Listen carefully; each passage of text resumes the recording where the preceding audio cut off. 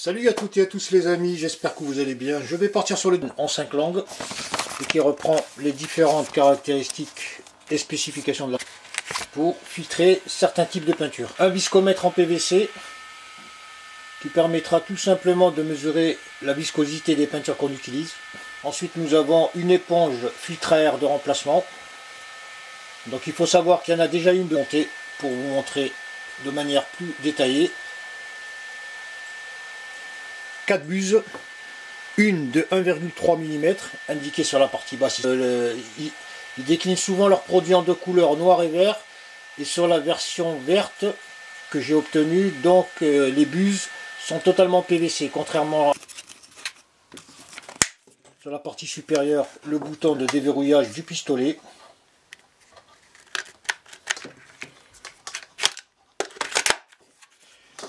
Et la gâchette de réglage du débit d'air, donc la petite molette ici qui permet d'augmenter ou diminuer le débit d'air tout simplement.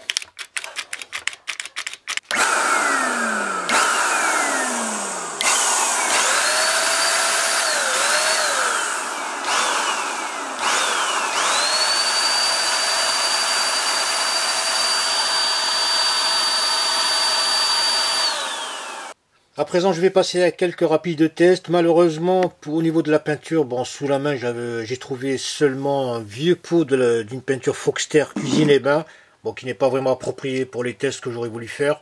Voilà, quoi qu'il en soit, j'ai essayé de la diluer au mieux, parce qu'au niveau élasticité, on avait une viscosité relativement élevée.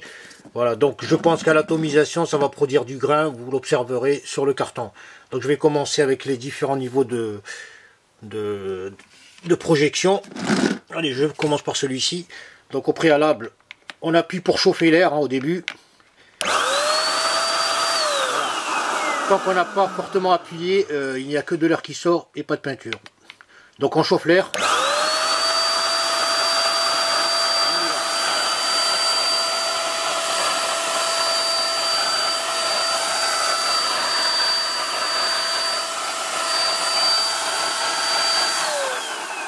Donc ça, c'est le jet concentrique. Bon, c'est un peu chiant de travailler tout seul, hein.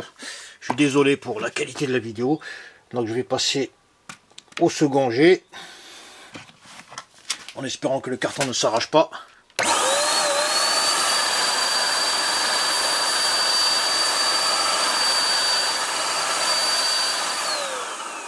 c'était le jet horizontal et je vais passer au jet vertical. Donc on va essayer de retourner le carton. Voilà, c'est ça les petits créateurs les amis. On n'est pas la Columbia Pictures, hein. On va essayer de faire au mieux. Allez, j'ai... Voilà,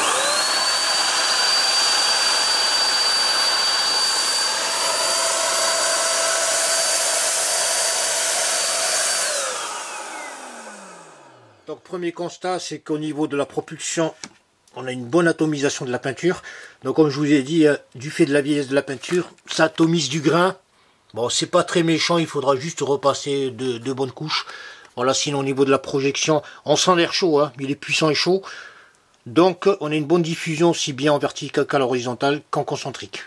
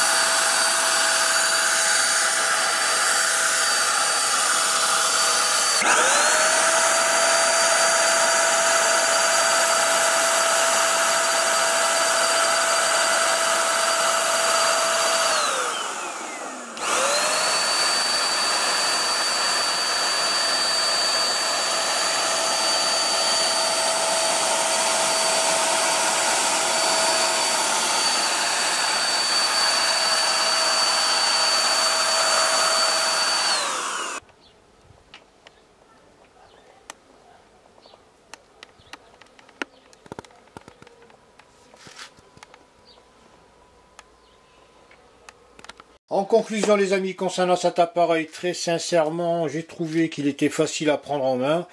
En termes de propulsion, donc il délivre assez de puissance pour projeter efficacement la peinture. Donc on a 3 modes de projection, circulaire, à l'horizontale, à la verticale.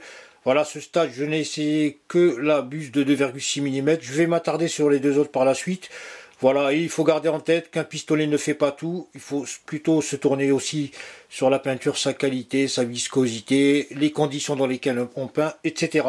Voilà, quoi qu'il en soit, très honnêtement, pour un usage privé, pour la peinture des murs, plafonds, meubles, etc., je pense que ça fera largement l'affaire. Voilà, quoi qu'il en soit les amis, comme d'habitude, si vous avez des questions, ça se passe dans les commentaires. Et comme toujours, n'oubliez pas de liker, de vous abonner, de partager. Je vous en remercie par avance et vous dis hasta la vista.